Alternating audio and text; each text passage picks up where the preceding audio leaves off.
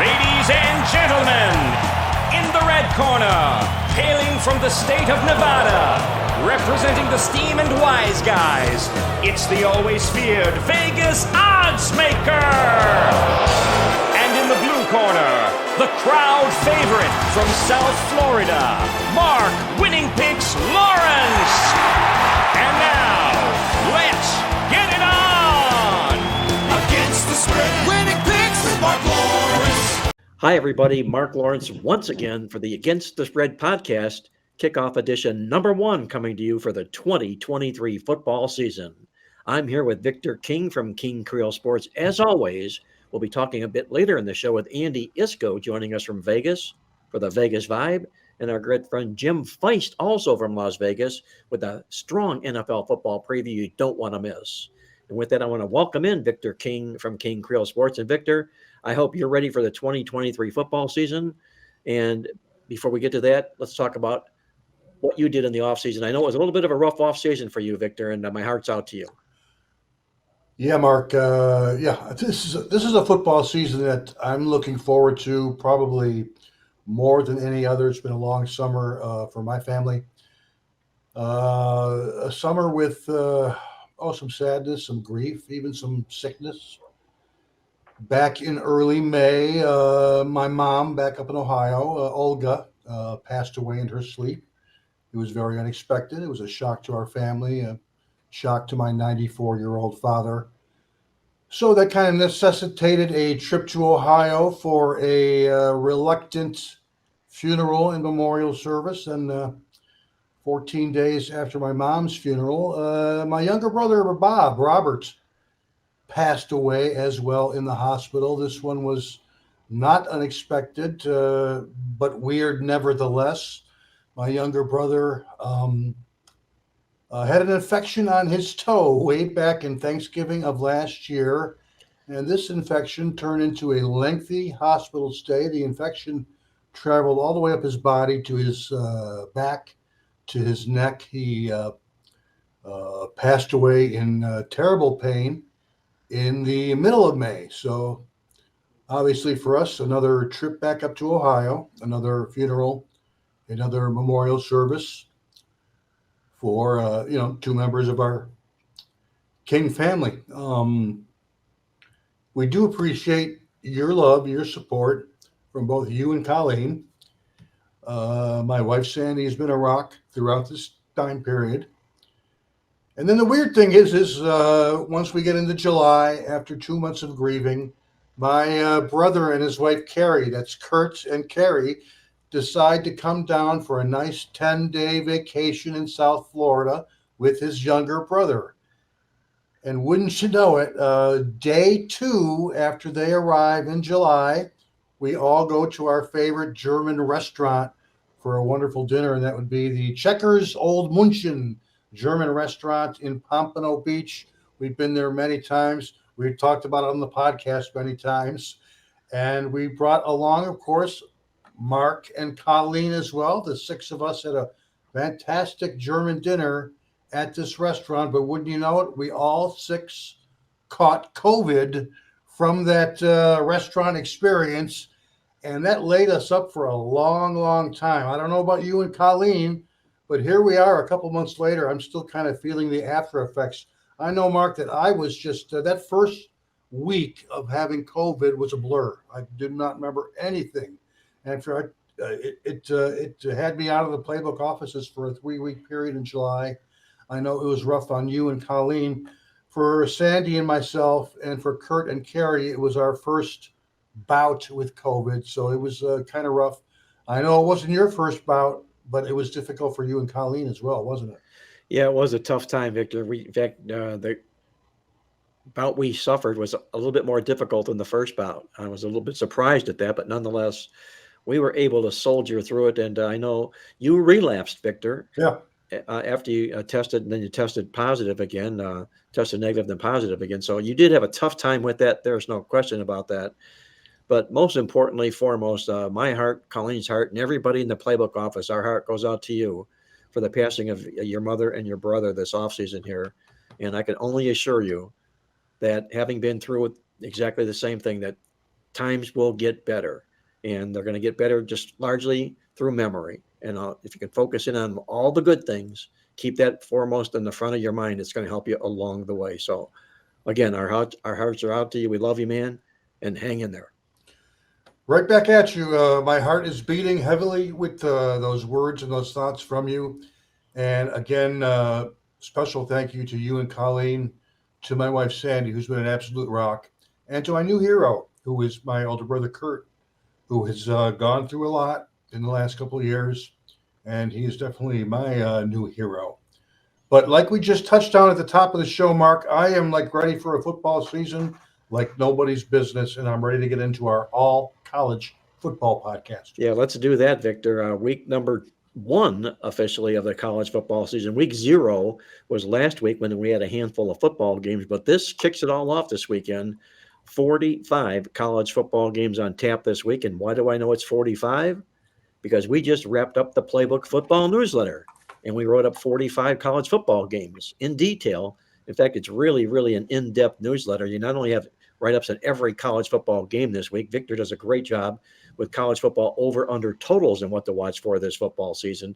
I highly encourage you to download your copy of the Playbook football newsletter now at playbooksports.com, just in time for the weekend this weekend. And Victor, we talked about what happened in the offseason here. I even went through kidney stones. My goodness, it was like, ooh, wild. Yeah, but we're glad the football season's here. There's no question about it. I know that you've got a little bit of a spin on when it comes to handicapping the football games in college football this year. There are rule changes that you had mentioned to me that you want to convey to people to be aware of this college football season. What are some of those that caught your attention first and foremost? Right. 3 rule changes this offseason, Mark. 1 major, 2 minor, especially significant for totals bettors, for over-under bettors. The 3 changes are basically aimed at shortening Division 1 and 2 college football games and reducing the number of actual plays per contest.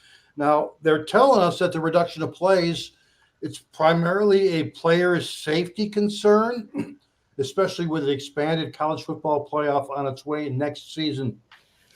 But more than that, it's also a fan engagement concern because FBS games are still averaging close to 3.5 hours per game these days, while the NFL has reduced to 3 hours and 10 minutes on average.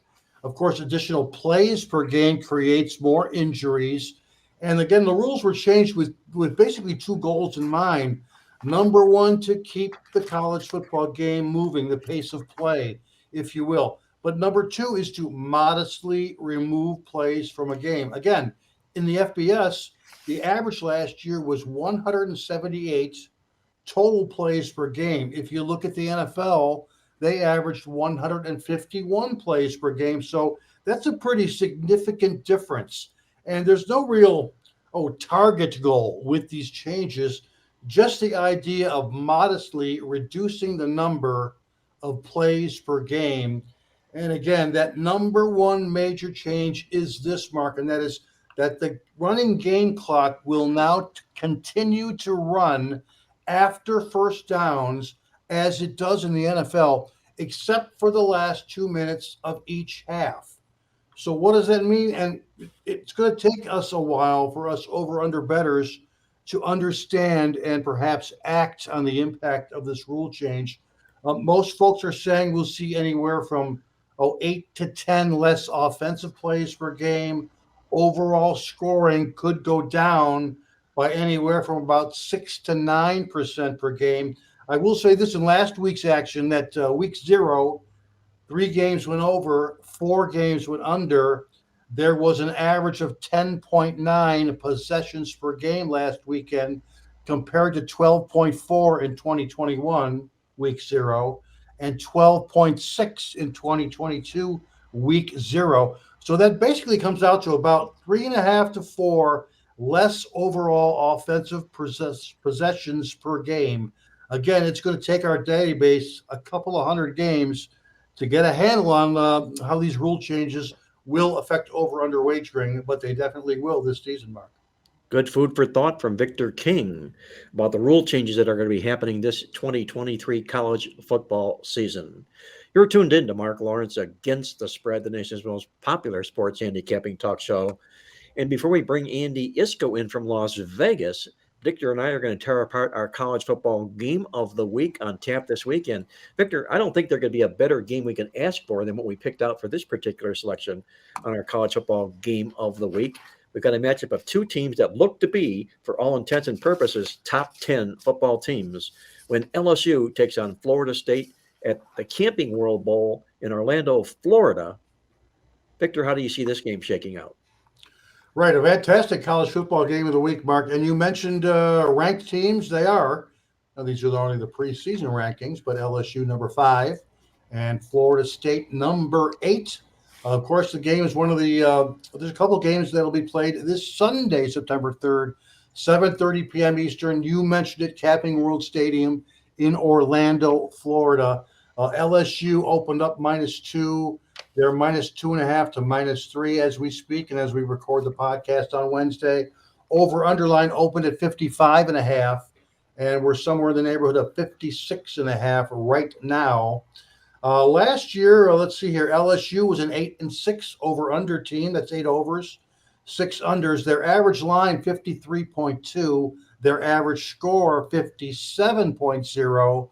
Their average margin was each game going over by plus 3.8 points per game. Kind of similar numbers from Florida State, 6-1 overall last year. Again, 6 overs, 6 unders. Average line 54.6. Average score 56.7, right around the same as the LSU Tigers. And average margin for the Seminoles plus 2.1. Now, the cool thing is, these two teams, they played each other last year in the All-State Louisiana kickoff at Caesars Superdome down in the Big Easy. The line in that game was LSU -4 and 51. And, of course, if you watched it, FSU pulled off that upset 24-23. The game went under. They led by 2 touchdowns with 9 minutes left. LSU staged a furious comeback with 2 late TDs, including a touchdown on the very last play of the game. In fact, it was an 11-play, 99-yard drive that culminated in that touchdown to close the game. However, the extra point on the last TD was blocked. Had they made it, the game would have went into overtime. And, of course, if it went into overtime, it would have went over the total because what do they say, Mark? College overtimes are where unders go to die. So the OU outcome and perhaps the game outcome, the ATS outcome, both came down to a blocked extra point with no time left on the clock. And in that game, FSU 392 total yards to LSU's 348. So basically, Mark, you got, 2 top 10 teams from the South taking on each other. In fact, these two teams mirror each other in multiple ways. Of course, Florida State used that early win last year as a launch pad to a 10-3 season. And on the flip side, LSU kind of shook off that early defeat to finish 10-4 and win the SEC West Division, of course, before losing to eventual champion Georgia, the Bulldogs. Of course, each team, as I mentioned, are ranked in the top 8. The general expectation is that both will be even better here in 2023. And another weird similarity is the fact that both of these teams actually finished their respective seasons last year at this very same venue that they will be playing in on Saturday night, Camping World Stadium in Orlando.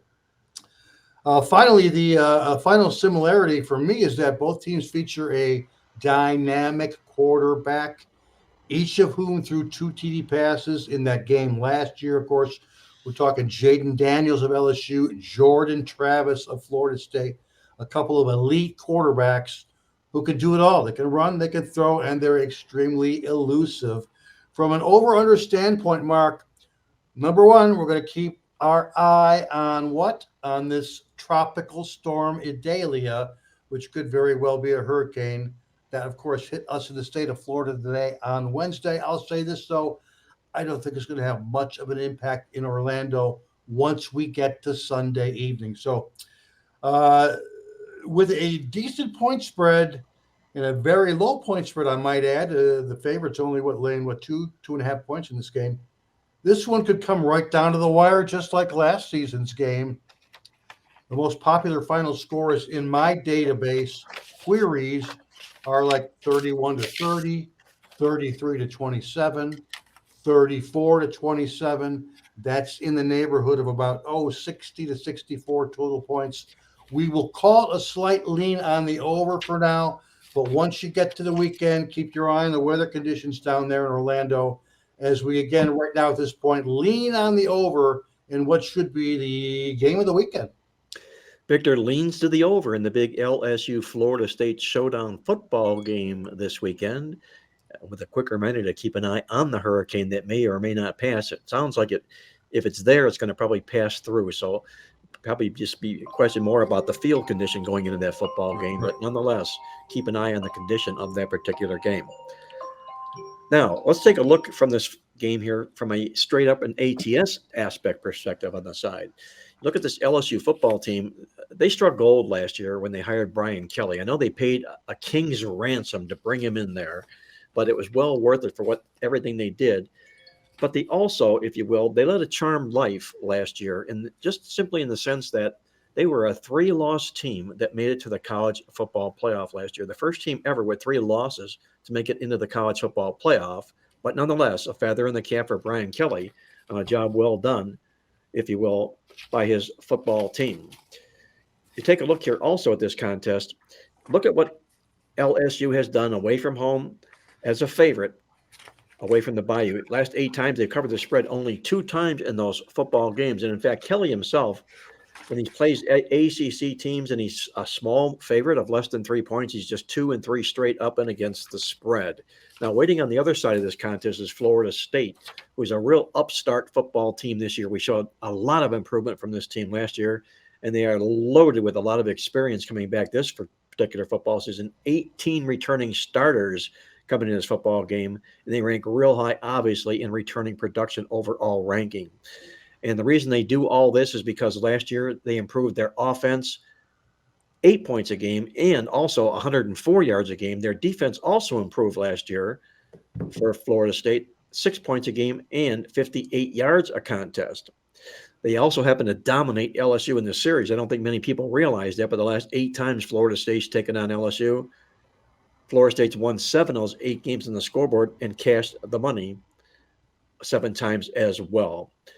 My bottom line to this football game is this. Taking a look at the contest coming into this game here, we talked about the improvement of these 2 football teams here. Florida State is number 4 in the country overall in the nation in returning production ranking, which is really, really strong. And there's no team in college football that took it as hard on the chin in the NFL football draft than LSU, other than Georgia. Georgia lost the most players. LSU lost the second most players off their roster from last year. So a lot of fresh faces are on this LSU football team that weren't there in this game they played last year. Bottom line here also, remember this, Florida State, their last 11 games when they played in Orlando, they've not lost any of those games. They're 9-0-2 straight up in those 11 football games in Orlando. I'll take the points with the 18 returning starter Seminoles. Give me Florida State plus the points in this football game. Once again, you're tuned in to Marc Lawrence Against the Spread, the nation's most popular sports handicapping talk show. And it's being brought to you by our friends at uwager.lv. Now, you want to do yourself a favor.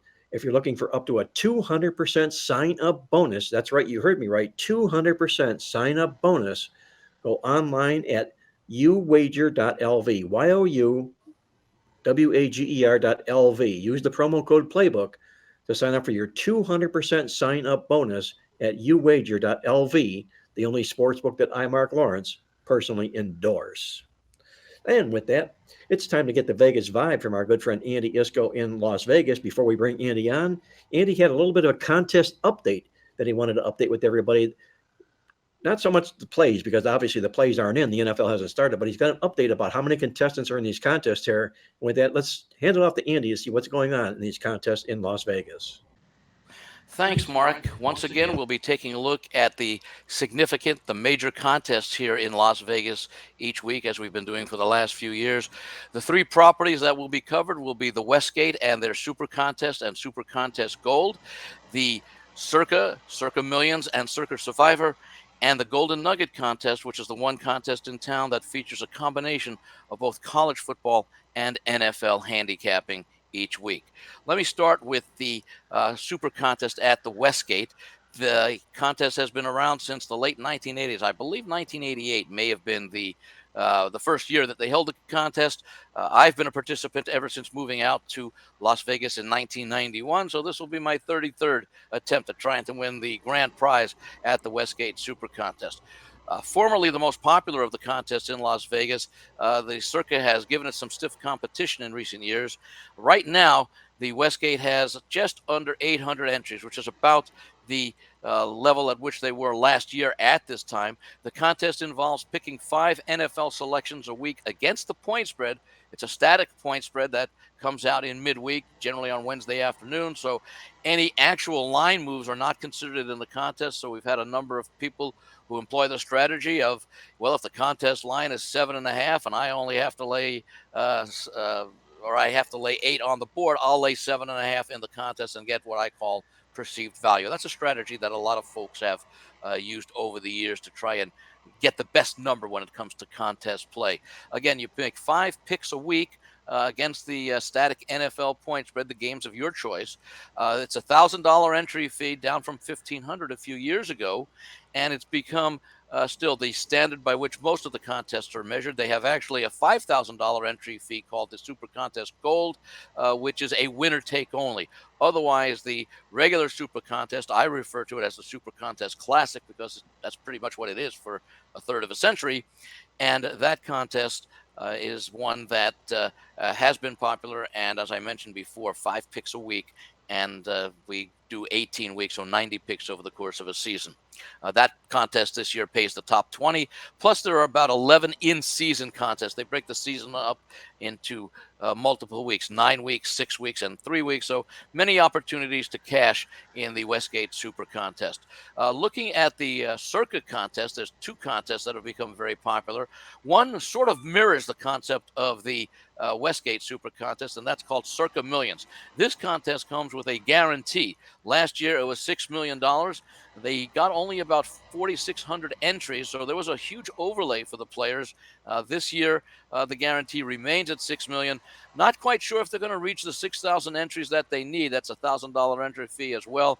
As of midday on Tuesday, they had just over 3,100 entries, so barely 50%, although a significant portion of the entries do come in over the 2 weeks leading up to the start of the season. Contestants have until Saturday, September 9th, mid-afternoon to register for the contest, and you do have to be in Las Vegas for all of these contests to register and participate. Again, the cost for the Circa Millions is a $1,000 entry fee. 1 year after starting the contest in 2019, they added the Circa Survivor. It's sort of a king of the hill, last man standing. Let me go back and just mention in the Circa Millions, they also have in-season contests based on quarters, 5-week stretch, 4-week stretches. There are 4 of those throughout the season that have significant prize money for the top, I believe it's the top 5 finishers in each of those quarterly or 5-week segments. The main contest itself pays the top 100 places and ties, and there is a set pay schedule, unlike the Westgate, which is based on a percentage distribution of the pool. The amounts of the $6 million for the Circa Survivor and Circa Millions are set pretty much at the start of the season. Any additional entries they were to get, by the way, above the 6,000 they needed for the main contest to meet the minimum guarantee of $6 million, get added to the quarterly prizes as opposed to the regular contest itself. In any event, the Circa Survivor, it involves, concept seems very simple. People think, oh, it's really easy. Well, just try it. $1,000 entry fee. You pick one NFL game a week, no points, just pick the winning side. And if you are the last one standing at the end of the period that the contest ends, if it doesn't go the full season, or everybody's eliminated and everybody remaining is eliminated in the last week, then you split the prize money. But it's a guaranteed $8 million this year. As of midday on Tuesday, they had already gotten nearly 75% of what they needed. 5,528 entries out of the 8 million required to fund the contest through entry fees. The expectation appears that they're looking to get between 8 and 9, possibly a few more entries than that. They do allow up to 10 entries in the Circa Survivor contest. Again, you have to be in Las Vegas to sign up. The one provision, well, there are actually two significant tweaks to the contest that they've had the last few years. The main, it's not really a twist, but provision is, and this has been since the beginning, you can only use a team once. So if you use the Cincinnati Bengals in week 1, you cannot use that team again throughout the season. The contest, the NFL season goes 18 weeks. The contest goes 20 weeks if we have, let's say, an undefeated winner. The twist is that for Thanksgiving week, that contest week is split up into 2 weeks or 2 contest periods. The first consists of the 3 Thanksgiving Day games and the newly introduced Black Friday game this year. So there'll be 4 games, 8 teams that you will have to choose from for the first part of Thanksgiving week. If your team happens to win, you go on to the second part of Thanksgiving week, which consists of the remaining Sunday and Monday night games. So we let all the contestants know you better have at least 1 and preferably 2 or 3 of those Thanksgiving teams remaining. So you've got to chart your progress, check the schedule for who plays that Thanksgiving week, and make sure that you save at least a team or 2 so that you don't get eliminated by default. They employ a similar process for Christmas week. Here, the week is divided into 2 contests. The first part of the Christmas week contest is heavily loaded with virtually all the games that are being played up through Sunday. The second part this year includes only the 3 Monday, Christmas Day, December 25th games. Total of 6 teams in action. So once again, now it'll be a few weeks after Thanksgiving, so you still need to be sure that you've got at least 1, if not 2 or 3 of those teams remaining as part of your contest strategy and planning out. The third contest that we'll be looking at is the Golden Nugget contest, in which the contestants make 7 picks per week, choosing from the NFL games and the college football games to be played that week and weekend. The Golden Nugget entry fee is $1,000. This contest only pays the top 20 finishers. They had about 120-something entries last year. Right now, as we're sitting about 10 days to a week or so, a week to 10 days before the entry deadline, which is the Tuesday, September 5th, they have just under 100 entries right now. They will probably get close to 120 to 130 if the projections and the forecasts hold true. So we'll be following the results of those contests each week, reporting on what the leaders are doing, taking a look at what some of the top selections were in the previous week. A lot of people like to follow the consensus plays in both the Circa Million and the Westgate Super Contest, and that is the 5 most popular picks each week by the thousands of contestants in each contest. I mentioned last year, Circa Million had 4,600 roughly entries. The Westgate Super Contest had roughly 1,600 entries. I participate actually in all 3 contests. People often ask me, because I do proxy work for people who do participate, which contest do I prefer, and or would I recommend? Again, I participate in all contests, so I don't have a vested interest in any of them. I tell people, if you participate in Circa, you're going up against a much larger field. They do pay more places with a larger prize pool for each finishing position. However, in the Westgate, because you're going up against fewer competitions, roughly just under a third of what they had last year in the Westgate, yeah, they paid fewer places. But if you have a really good record, you have a much better chance of cashing in the top positions in the Westgate than you do in the Circa, simply because of the, quote, law of large numbers. So those are the things to keep in mind, and we should have some interesting results this year. And as far as Survivor goes, I'll be up and forward with everybody. I've had some good success the first few years.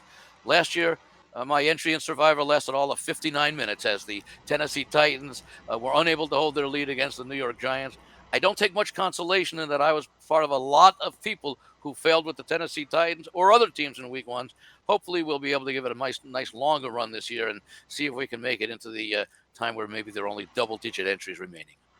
And that's the recap or the overview for this week, Mark. Thanks, Andy. Great job once again, as always, with an update of all the major contests in Las Vegas, and they'll all be kicking off next week. And each week we'll look forward to the weekly update reports from Andy Iskoe, live from Las Vegas. And with that, Andy, let's talk a little bit about, if you will, we talked about our featured college football game of the week, and we featured the LSU Florida State football game. And I know there's a lot of opinion in this game here because there are two very, very good football teams. My point of contention is that no team probably got hit harder than did LSU with losses to the NFL football draft. Only Georgia had more players taken here, and Florida State brings back an abundance of starters here. I realize there's a revenge chip on LSU's shoulder in this game, but let me ask you your take on this big football showdown game this weekend. Yeah, of course, they played a wild one last year. I think it was, 24-23. Florida State went right down to the wire. No reason to think that this one may not be the same. And in fact, the latest line that I showed has LSU pretty much a solid 2.5-point favorite. I think they're a 2-point favorite in some places. It's a neutral site technically, but the geographic location clearly favors Florida State. I was hoping to get LSU as an underdog in this game. I know they had a lot of losses, as did Georgia. But the funny thing is, with all those losses, Georgia is still picked the number one team to actually do something that's never been done before and win a third straight national title. That's a different topic for a different day to discuss. But nonetheless, it just shows the amount of depth, not just at Georgia, but really throughout the SEC. These teams, and it's a cliche, but it's true. They don't rebuild, they reload. And that's the case with programs like Georgia, Florida State, Alabama, LSU, etc. LSU certainly has been a national player on the national stage. I do think the revenge motive has some impact, but I sort of downgrade that to the extent that both Florida State and LSU are being considered contenders to play in the college football playoff. One of these teams is going to end up starting the season 0-1. Now, it doesn't mean that a one-loss team can't make it back into the playoffs, but they basically have to go perfect from here on out and have to win their conference championship, whether it be the SEC title or the ACC title. I like the quarterbacking of LSU better than I do of Florida State. I like the coaching of Brian Kelly of LSU, his experience, than I do of Florida State. I'm reluctant to get involved in the game because of the price. However, if this game does go down, I actually can make a case for laying 2 with Florida State. I don't think the only result that would shock me in this game is if it's a one-sided game, say a 2-touchdown game. I expect this one to be competitive and close, and it might very well come down to which team has the ball last, and maybe it comes down to a field goal made or missed. And of course, we know Florida State's wide right has a long reputation, so I don't know if that'll come into play here. I'm going to watch this from an entertainment value. I expect a high level of play from both teams. Wouldn't be surprised if we have very few, if any, turnovers in this game. So I'm going to take a pass on the game itself, other than if someone wants to know which way I would lean ever so slightly to LSU. That's Andy Iskoe from TheLogicalApproach.com in Las Vegas with his overview on the big showdown game between Florida State and LSU this weekend. Now, normally, Andy, we'd be talking about the line movements that have happened, but we'll begin that next week when the NFL begins its first week of the full season and a little bit more activity in college football right now. And as we do that, we're going to join in also in Las Vegas with our good friend Jim Feist. And before I bring Jim in here, I want everybody to know that Jim put together an outstanding preview. He previews every NFL football team, all 32 teams. He does a great job and is all available on videos at playbooksports.com. You can also reach him directly at pb.buzz, BUZZ /JF, pb.buzz /JF, and go directly to Jim's page for any of the NFL football previews that you'll want to see. And with that, we're going to welcome in Jim Feist from Las Vegas, the legend in Las Vegas. We had a great lunch, Andy Iskoe, Jim Feist, my wife. We had a fabulous lunch, and we confirmed the fact that indeed Jim Feist is a living legend. Jim, we confirmed that with you at lunch, did we not? Well, you gave me a door thing that says, I think, quiet legend is sleeping or resting or something. That's right. That's correct. It's on my door right there. Good. Yeah, we had a great time in Las Vegas, and our little lunch ended up being 5 hours, guys. So And we like we like solved to all say, the problems of the world. every problem in the world we solved. Exactly right. For our listeners out there who don't know, Jim Feist has done a great job, a fabulous job this year of previewing every NFL football team in the National Football League this season. And with that, we're going to take a look at one of the previews Jim did here. It's about the Las Vegas Raiders. We picked that particular preview because Jim and Andy both happen to live in Las Vegas. And with that, I'm going to ask Greg to play that preview of the Las Vegas Raiders before we get back to Jim Feist. Greg, if you will. Hello, everybody. We're back with the AFC West, and we're going to go right down the street to the Las Vegas Raiders, and we're going to talk about what we expect from them. Josh McDaniel is in his second year. Now, when you look back at his career, he didn't have great success unless he was hooked up with Tom Brady. Of course, that was the Brady, Belichick, Josh McDaniel era. I don't see that happening here. Now, they have offensive weapons. They got Myers and Adams and Renfro and Jacobs they just signed. And Garoppolo is a very good quarterback when he has the right coach. I don't think he has the right coach. I'm not high on Josh McDaniel. I never was. I didn't think he should be the offensive coordinator or the head coach. Not with this system. However, that's what we have. Now they are in the AFC West, and it looks like a very difficult division. The Chiefs, of course, we expect them to win. The Chargers, another head coach that we don't really like. However, and I'll give you this caveat there, is they bring in Moore as the offensive coordinator, and if he does a better job than what Staley has been doing there, well, along with Lombardi, that could be a big improvement. They have a quarterback, they have an offense, they have a lot of weapons. This could be a very difficult team to beat. But the Raiders, also a question mark with their head coach. Then when you look at Denver, they have a good head coach, but the question is the quarterback. There's all kinds of questions everywhere.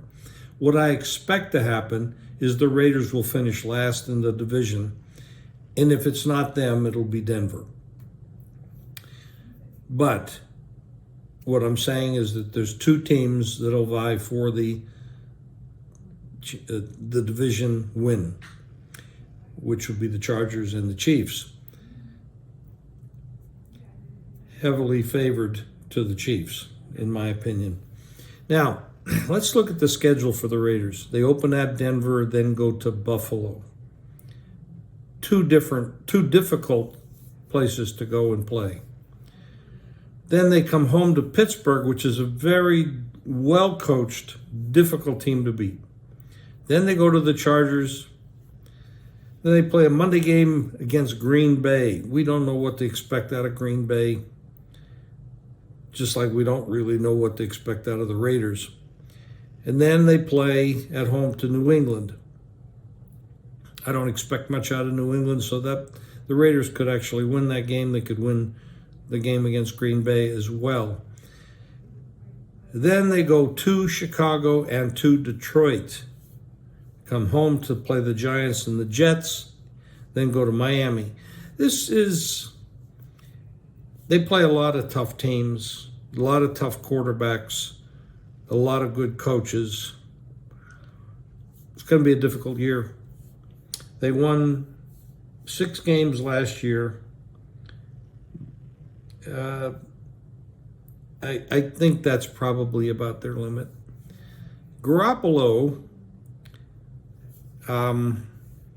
has had a very good career, except for the fact he gets hurt a lot, and he's missed a lot of time.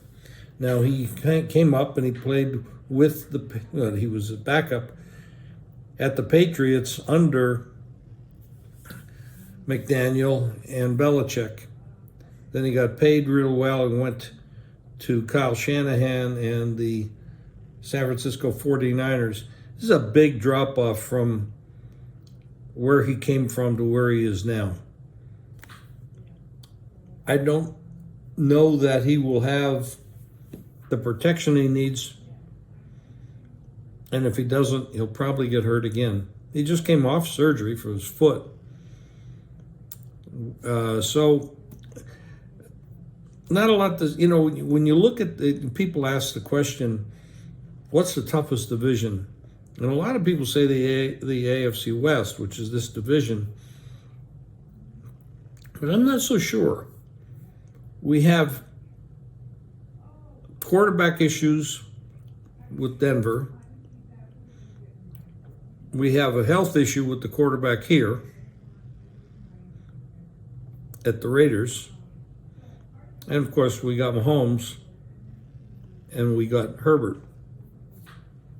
So we got questions of two of them and two that are very, very strong. I don't think the AFC West is the toughest division. I think we have to go to the AFC North as the toughest division. At least that would be the division I would look at as the toughest. As I told you, a great job by Jim Feist previewing the National Football League teams. Every one of the 32 teams you can find from Jim Feist at the playbooksports.com website. The shortcut version of the Jim Feist previews, simply log on at pb.buzz/JF.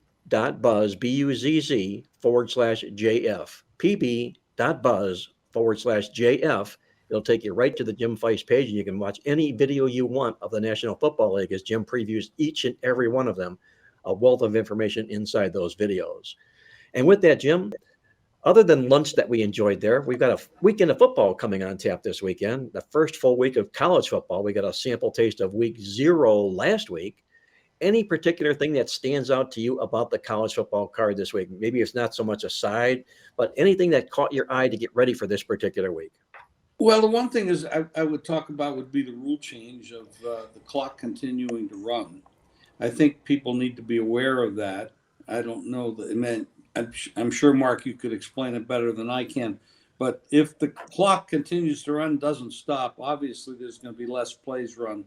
And the theory would be, and I've seen some sharps say that it could be between 3 and 7 points less per game. So when you're looking at totals and even laying spreads, if you're cutting down on the spreads, you're cutting down on the spread differences, which would lean towards the underdog. And then on totals, it would lean to unders. And Victor, I know you've got, I'm sure you have a lot of study involved with that. Yes, indeed, Jim. We covered that right at the top of the show. We went through the rule changes, and like you say, it could result in anywhere from 6 to 10% less scoring per game. You mentioned the point scale, so I'm in total agreement with you as far as the totals go. Jim Feist joining us from Las Vegas from jimfeistsports.com. And with that, Andy, any comment you might have about those totals and the adjustments being made in college football this year? It only seems natural that these games are going to be a little bit lower scoring. What's your take there, Andy? Oh, I think Jim summed it up perfectly. Victor agreed with that. The one thing I've not had a chance to do is go through the games of last week to just see how many seconds run off between when the play is whistled dead and the ball is put into play.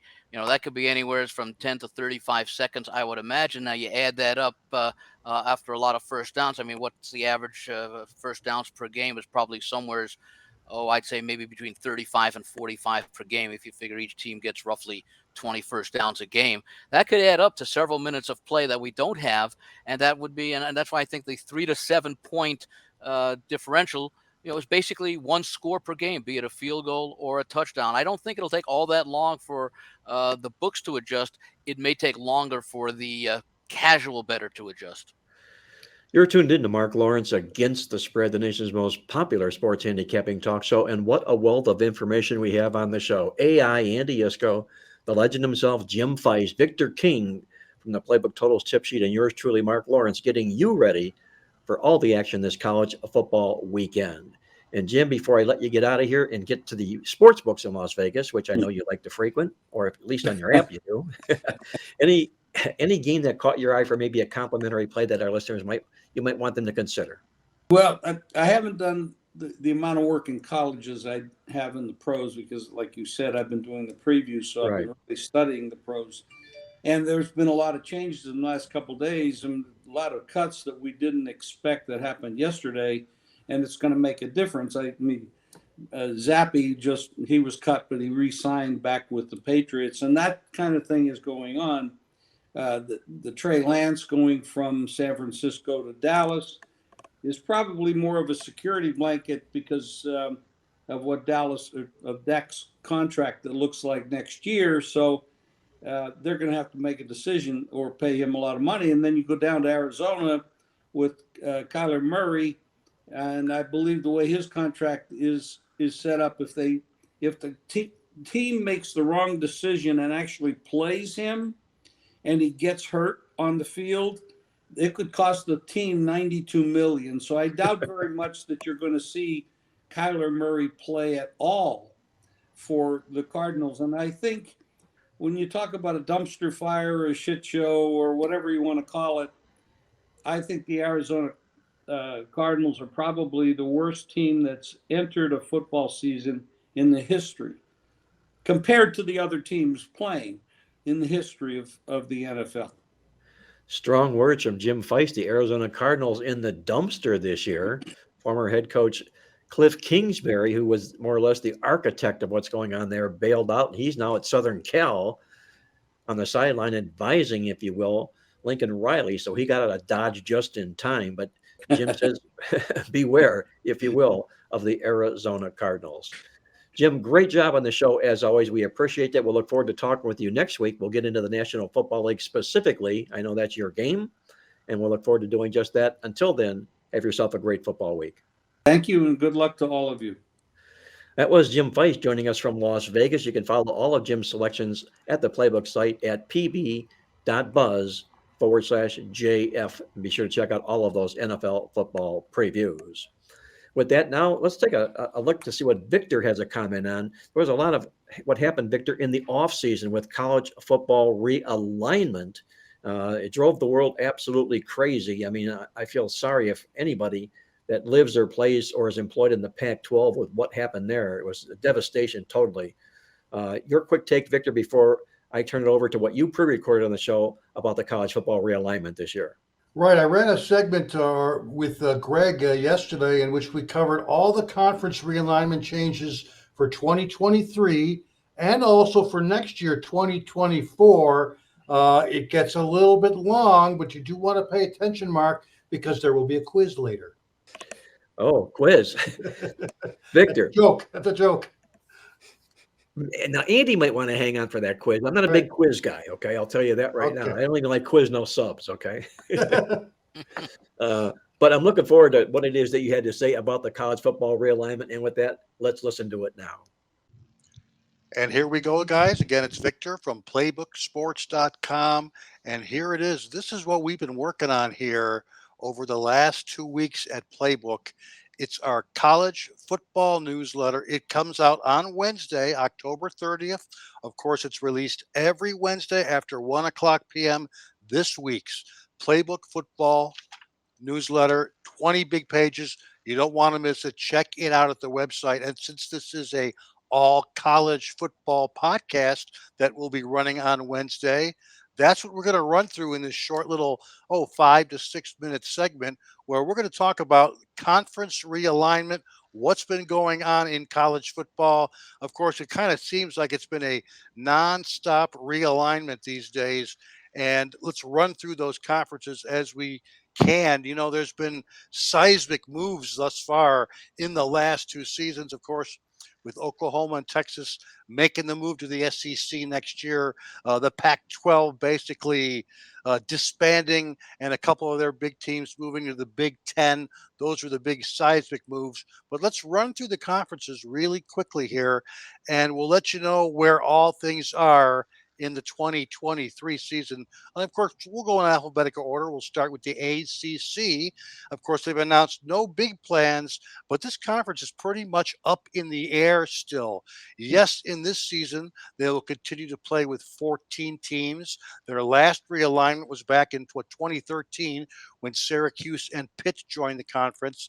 And of course, back in 2014, Notre Dame also agreed to play 5 ACC games per season. So they are a kind of a quasi, but not official member of the ACC. But the rumor mill is out there that potentially Stanford and maybe Cal from the Pac 12 and maybe even SMU from the ACC might be joining this conference, the ACC conference.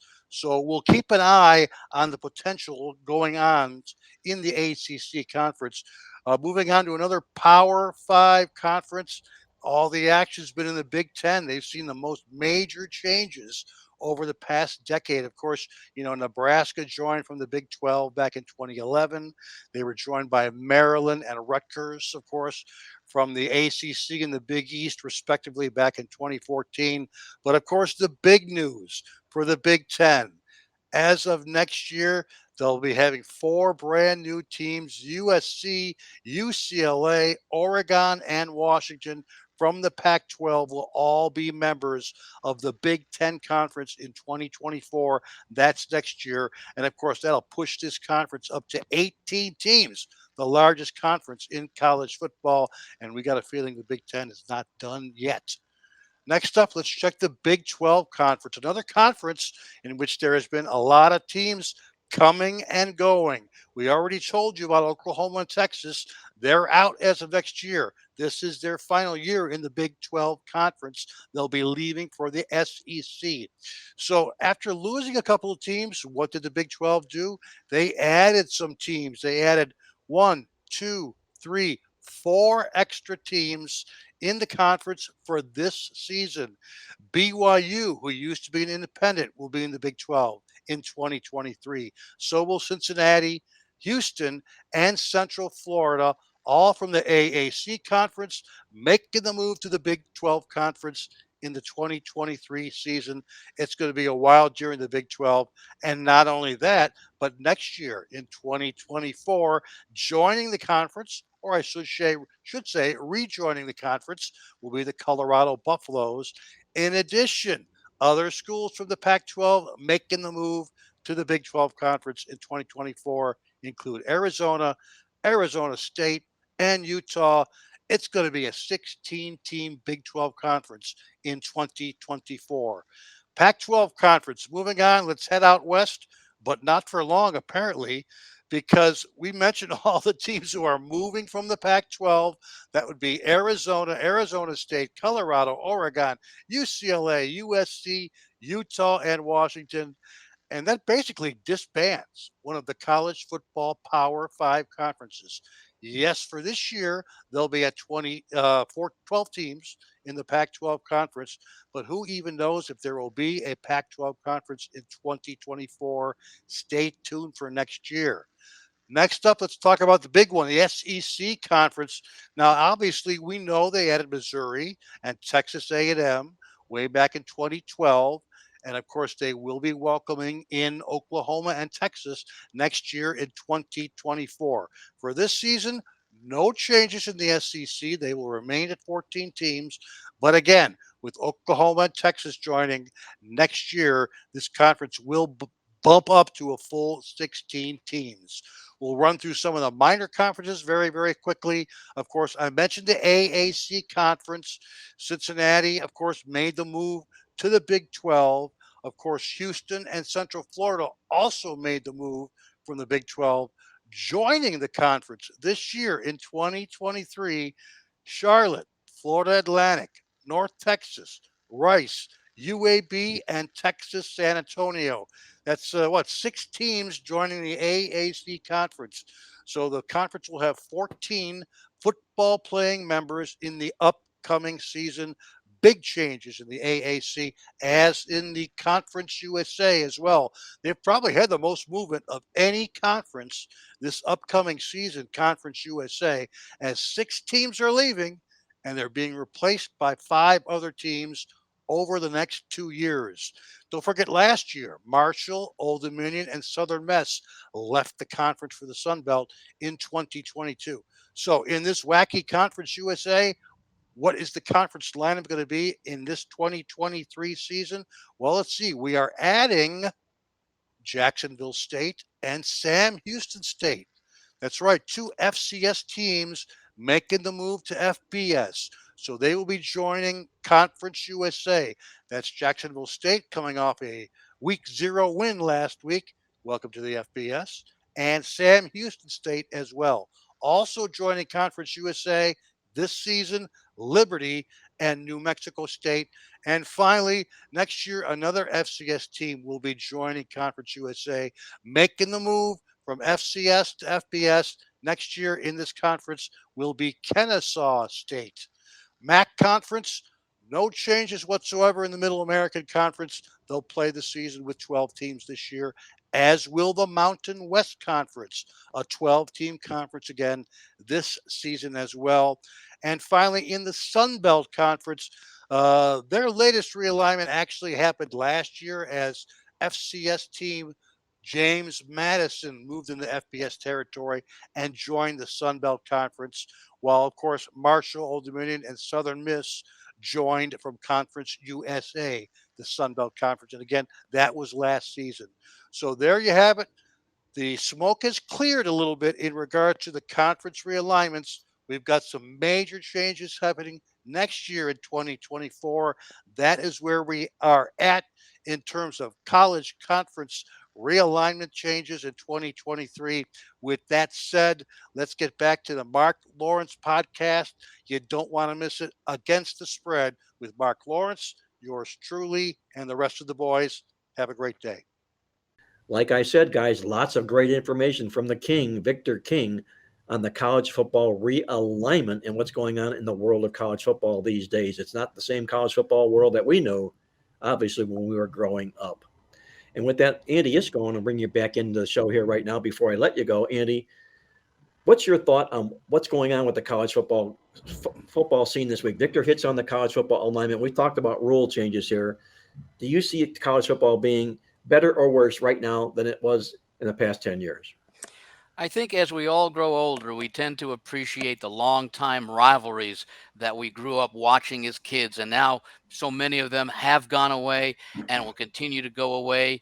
But then to a new generation of sports fans, football fans, etc., bettors, rivalries that developed out of those long-standing rivalries with team switching conferences become the new rivalries that will carry those fans into the future. And who knows what will happen when we'll have those, I think, 4 Super 16-team conferences. By the way, do we refer to the Pac-12 this year as the Pack-It-In Conference or I like something along those lines? Because you've got, 4 teams, and we don't know where they're going to head. But it does bring up a point to keep in mind this year, especially with the Pac-12. The teams that are left out, the Washington State, Oregon State, I think Utah's going to the Big 12. Stanford and Cal. If they might have a little bit of extra motivation, then it's not just another game playing these teams that basically cause them to lose out on the huge TV contract. Not as huge as the Pac-12 would have liked, otherwise those teams wouldn't have left. So that may be something that you want to pay attention to. We'll see it, for example, in the Big 12 with Oklahoma and Texas making their final appearances as members of that conference before they head to the SEC. So those are one of the intangibles that I'll be keeping an eye on. Maybe it's worth an extra point and a half in the line because of that. But then again, we may find out that, hey, Southern Cal doesn't care if Oregon's, Oregon's will be joining it, but let's say the teams that are going to the Big 12, they may just of the Cal and Stanford who are there upset at, they may just go out and pound them by 45 points anyway. But I would think that there will be some situations that where we will see some surprising results, and afterwards the players and the coach might not bring it up, but the media will bring it up as you wanted to send a message to the guys who are bailing out on you. Andy, before I let you get out of here, I know our listeners would like to know a complimentary play on the college football card this week, if you have one, but I do know you'll be publishing your Logical Approach football newsletter this week. You can check it out all online, guys, listeners, viewers, at thelogicalapproach.com. Andy, is there a college football complimentary play coming from AI this week?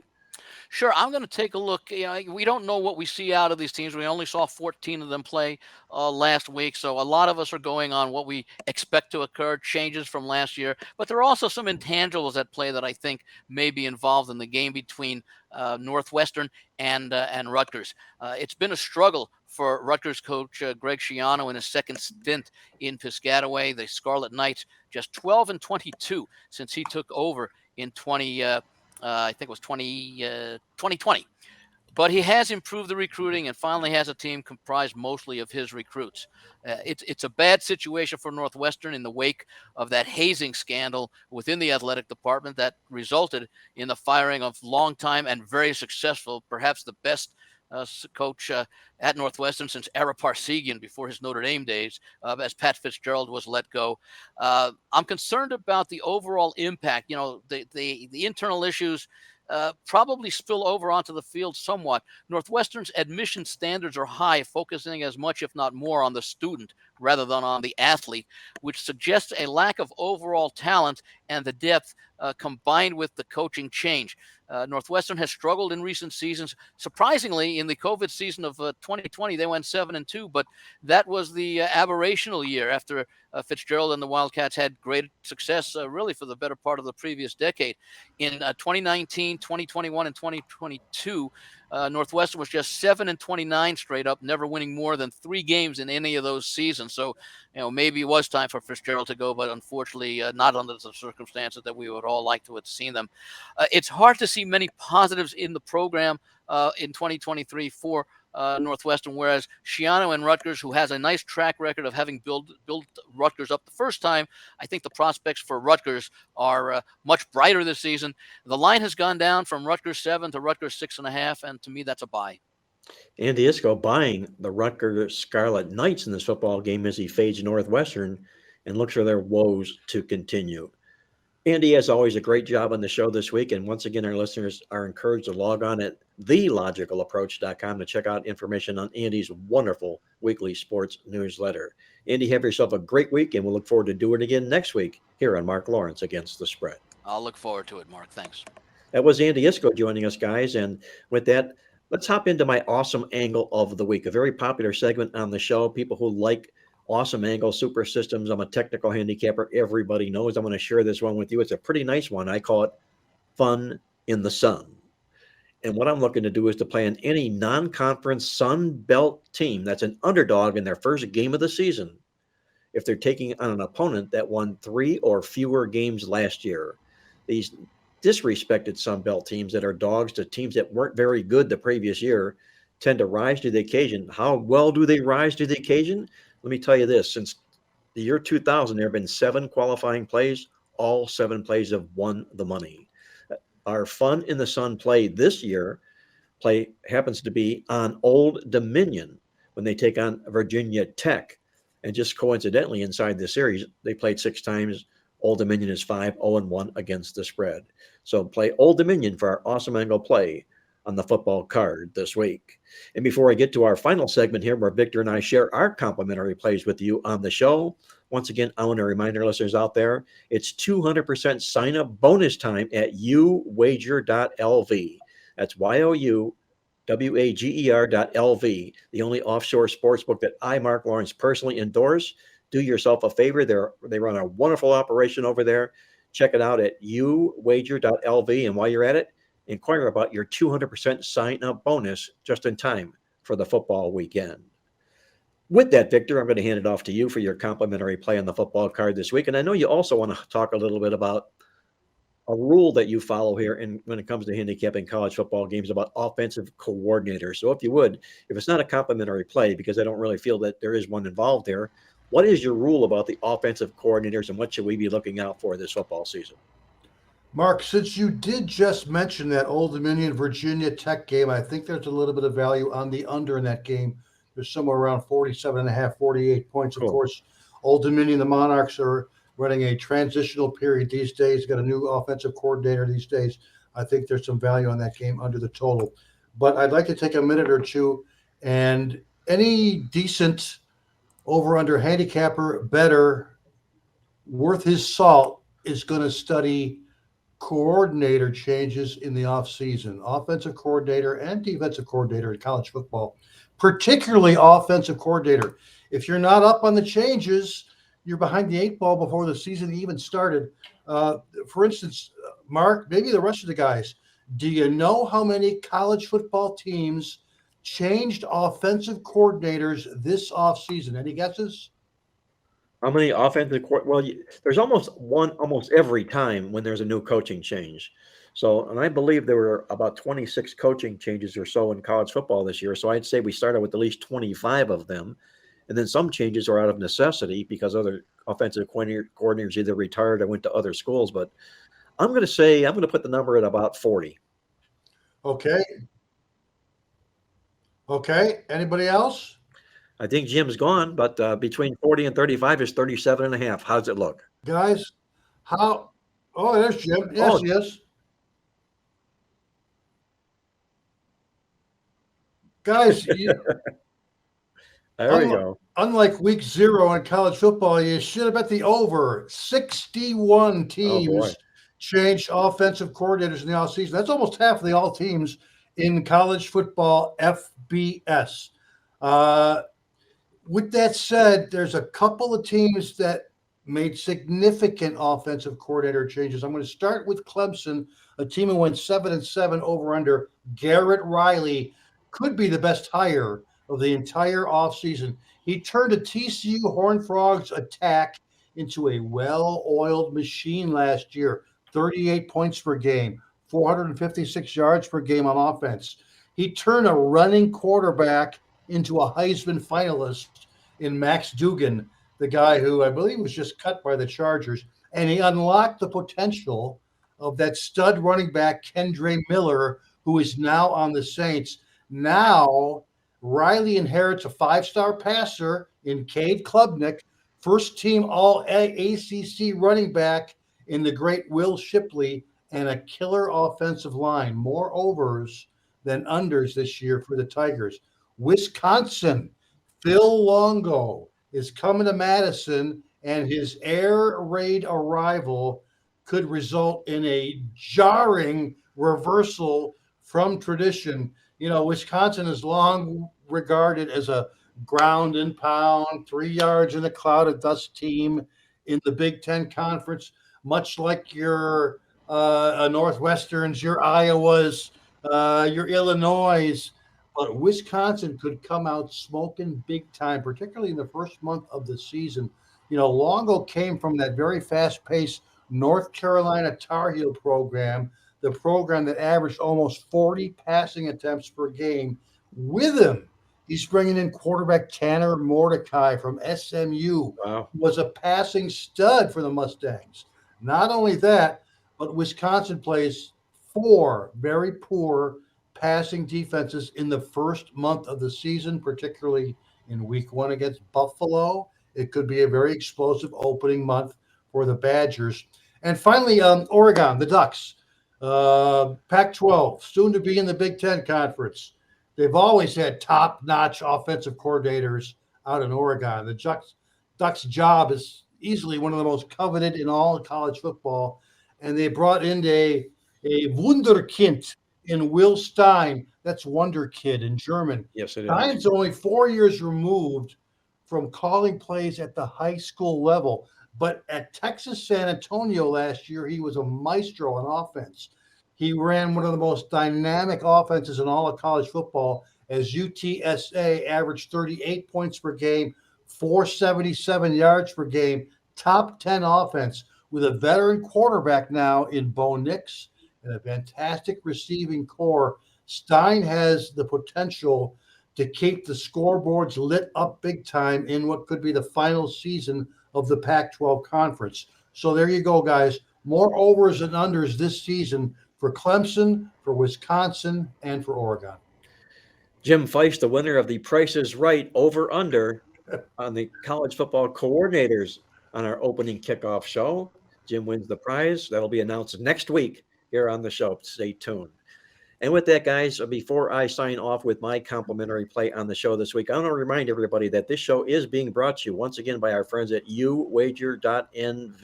LV, I should say, uwager.lv. Log on now, get your 200% sign-up bonus. Check it out now, uwager.lv. With that, my complimentary play on the football card this week, I'm going to take a look at a non-conference matchup when Northern Illinois takes on Boston College. I'm going to take a look at the points with the Huskies in this football game.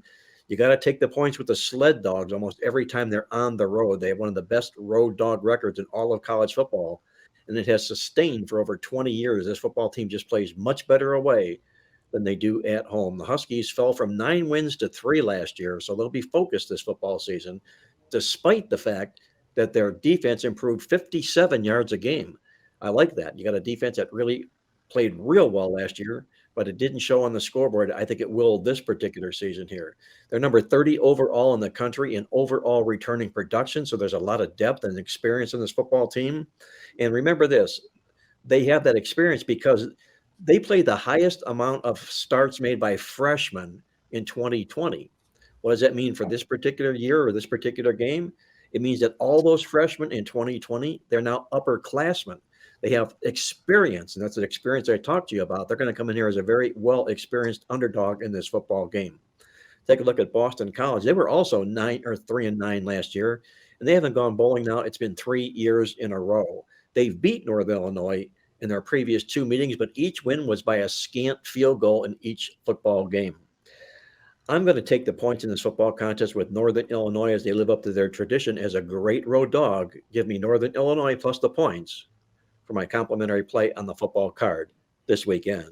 And that's going to put the final wraps on this edition of Marc Lawrence Against the Spread. I'm going to thank our co-host Victor King from King Creole Sports, AI Andy Iskoe joining us from TheLogicalApproach.com, and my good friend Jim Feist from Las Vegas for all of his savvy insight into the football card. We're looking forward to working with every one of these guys all season long.